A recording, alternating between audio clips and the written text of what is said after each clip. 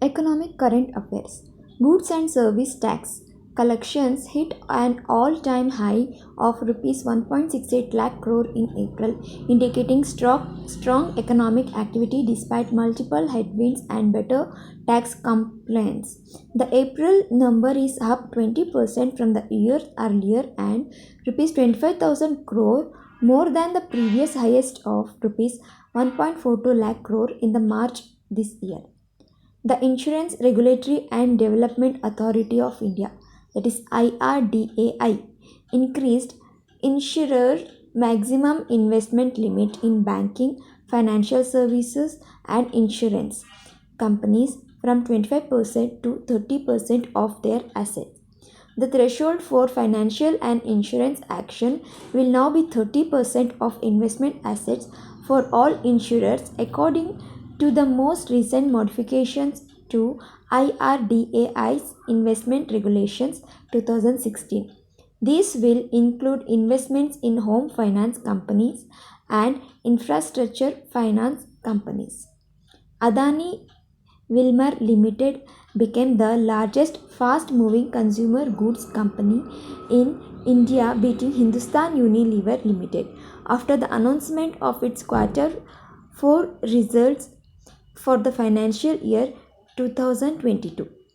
Adani Wilmar Limited has reported total operating revenue of rupees 54,214 crore in the financial year 2022, whereas Hindustan Unilever Limited reported a revenue of rupees 51,468 crore in the financial year 2021-22.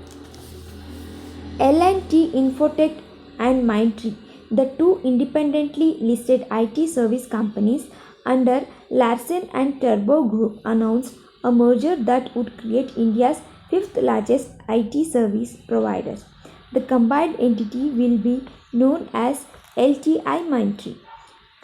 At its facilities in Prantij, Gujarat, NextCharge, a joint venture between the India's Exide Industries Limited and Switzerland's Leclanche SA, has started mass production of lithium-ion battery packs. The plant, which covers 6 lakh square feet and has a 1.5 gigawatt installed capacity, comprises 6 totally automated assembly line and testing facilities.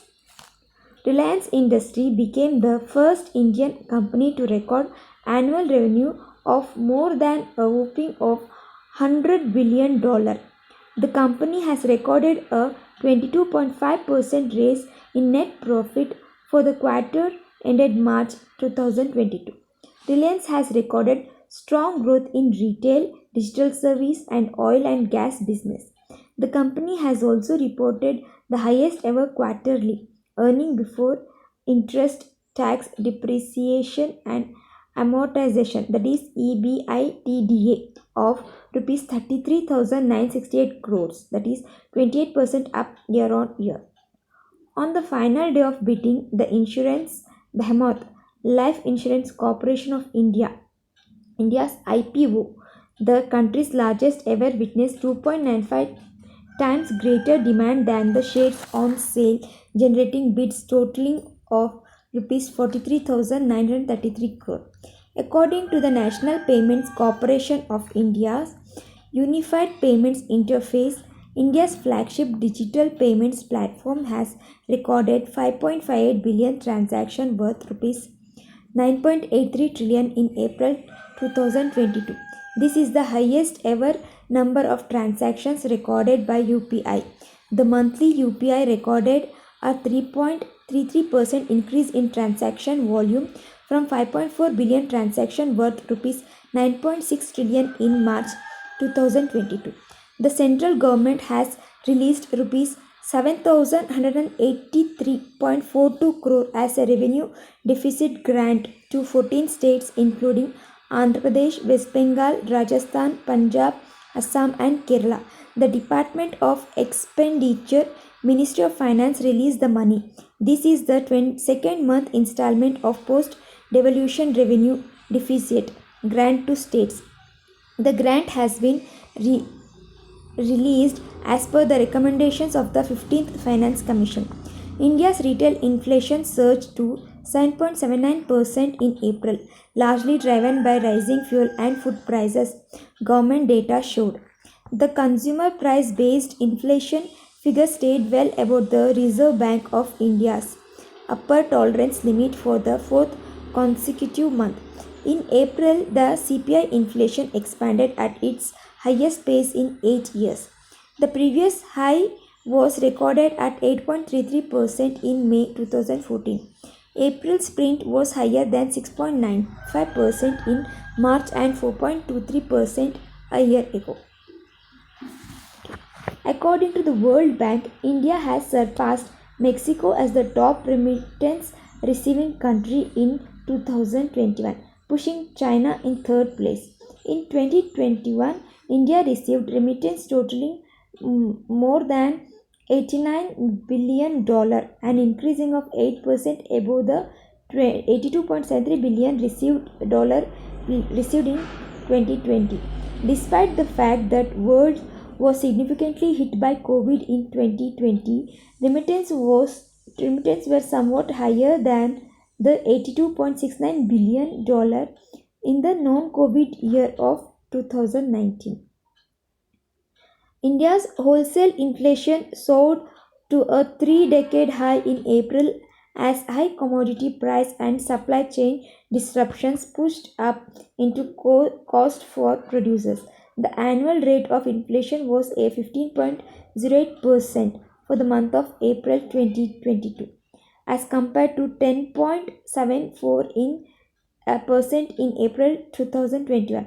The rate of inflation based on the WPI food index increased marginally from 8.71% in March 2022 to 8.88% in April 2022. The United Nations Department for Economic and Social Welfare, in its World Economic Situation and Prospects Mid-Year Update 2022 report, has declined India's GDP growth projections from 6.7% to 6.4% for the year 2022-23. The central government announced that India has recorded the highest ever annual FDI inflow of $83.57 billion during financial year 2022.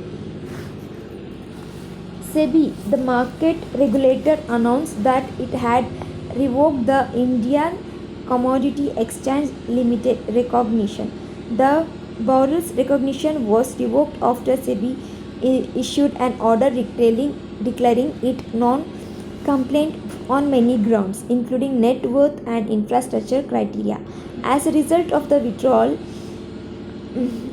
the Indian Commodity Exchange Limited has been directed to transfer the funds in its Investor Protection Fund and Investor Service Fund to the Investor Protection and Education Fund of SEBI. Moody's Investor Service slashed India's economic growth to 8.8% for 2022 from 9.1% earlier. The Federation of Indian Export Organization has launched the first of its kind online market for Indian exporters and foreign buyers. The marketplace, Indian Business Portal, will act as a B2B digital marketplace to help micro, small and medium enterprises, exporters, artisans and farmers to identify new markets for their products and grow their sales globally. Ministers of State for Commerce and Industry, Anupriya Patel, was present at the launch.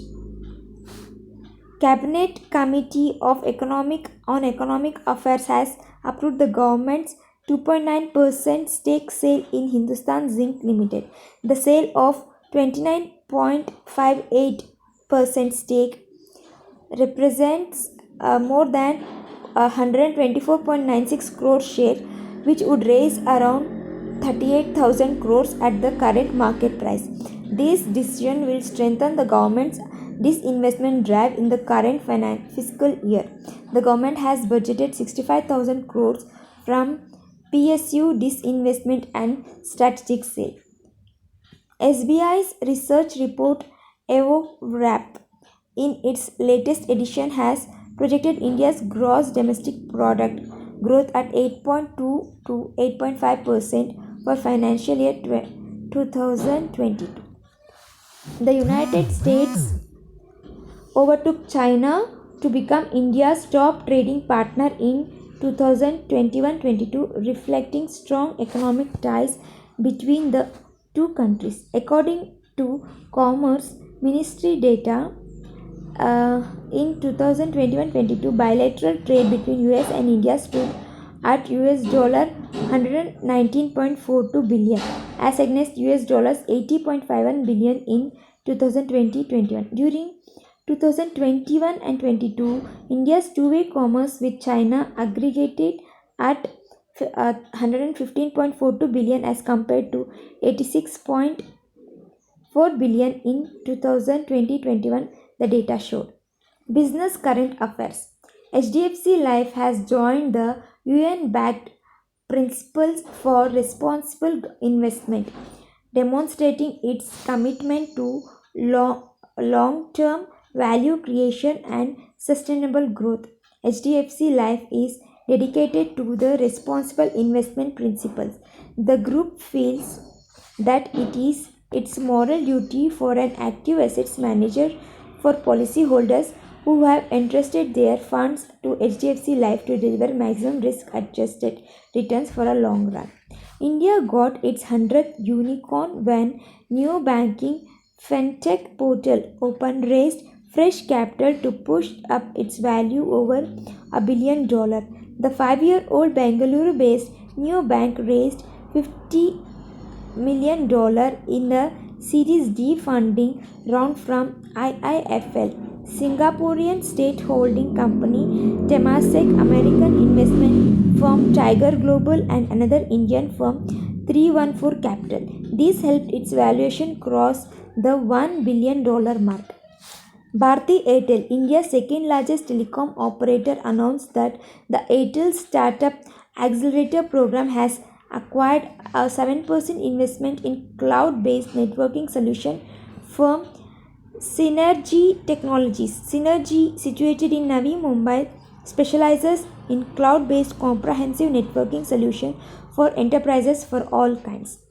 Jeff Bezos, who established Amazon exactly 27 years ago on July 5th, 1994, has stepped down as CEO, and Andy Jassy, a long-time AWS executive, has taken over as the company's new CEO. Jassy is currently identified as President and CEO of Amazon.com, as well as member of the Board of Directors on the Amazon Investors Relationship website. India's payment system has been bolstered by the fact that it registered the highest number of real-time transactions in the world last year. With the 48 billion, India surpassed China, which had 18 billion real-time transactions and was 6.5 times larger than the United States, Canada, United Kingdom, France, and Germany combined. Oil gains. Saudi Aramco has dethroned Apple Inc. to become the world's most valuable company, underscoring the recent surge in oil price that have boosted the energy gain this year. Aramco traded near its highest level on record with a market capitalization of about $2.43 trillion, surpassing that an Apple for the first time since 2020. The iPhone maker fell 5.2% to close at $146.50 per share, giving it a valuation of $2.37 trillion. Bharti AXA Life Insurance, a joint venture between the Bharti Enterprises, one of the India's largest business group, and AXA, one of the world's largest insurance company, announced the launch of its financial literacy campaign, Inspire, Enabling an Empowered Future, a special effort to propagate financial awareness among women as well as allow people to make good investment decisions for a stable future. Life Insurance Corporation of India shares made a lackluster start on the stock exchange, trading at a discount toward initial public offering price. The share of the insurance behemoth began trading on the BSE and NES at rupees 872 per share. Adani Group, which belonged to Gautam Adani, is set to acquire Swiss multinational company Holcim's stake in Indian companies Ambuja Cement and its subsidiary ACC for $10.5 billion, including an open offer. The value for the Holcim stake and open offer consideration make this the largest ever acquisition by Adani and India's largest ever merger and acquisition transaction in the infrastructure and material space. Our move into the cement business is yet another validation for our belief in our nation's growth story. Ruchi Soya, an edible oil company, has announced that it will buy Patanjali Ayurveda's food division for rupees 690 crore. Ruchi Soya transition to the fast moving consumer goods category is likely to be accelerated as a result of this.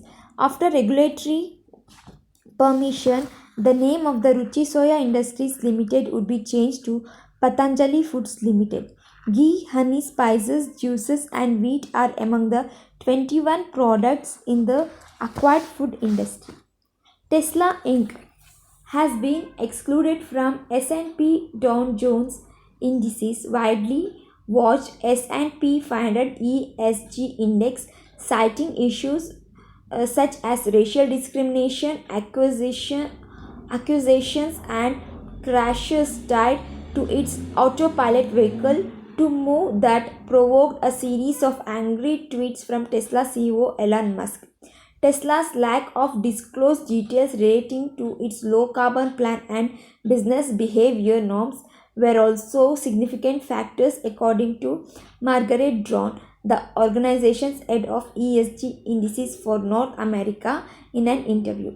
Adani Group's Adani Sports line has acquired the rights to own and operate a franchise in UAE's T20 League, licensed by Emirates Cricket Board. The UAE T20 League will be the first major move overseas by the Adani Sports line, aiming to connect and engage with global fans from across the cricketing nations.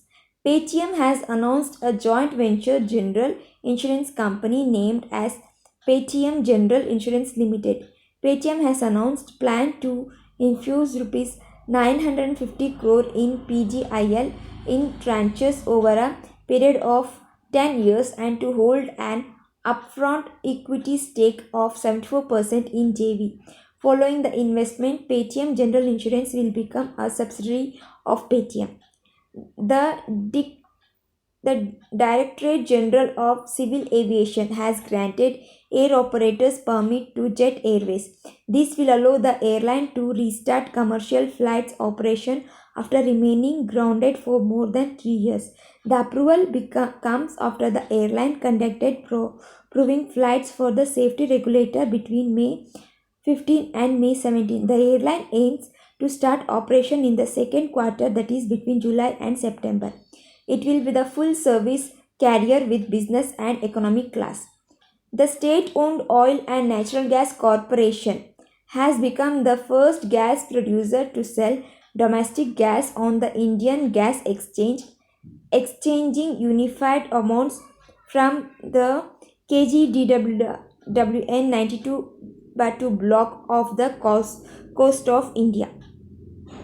Under the newly formed company, Adani New Industries Limited, Total Energies, the French oil and gas major, is expected to acquire a minority share of 10% or more in Adani's group hydrogen business.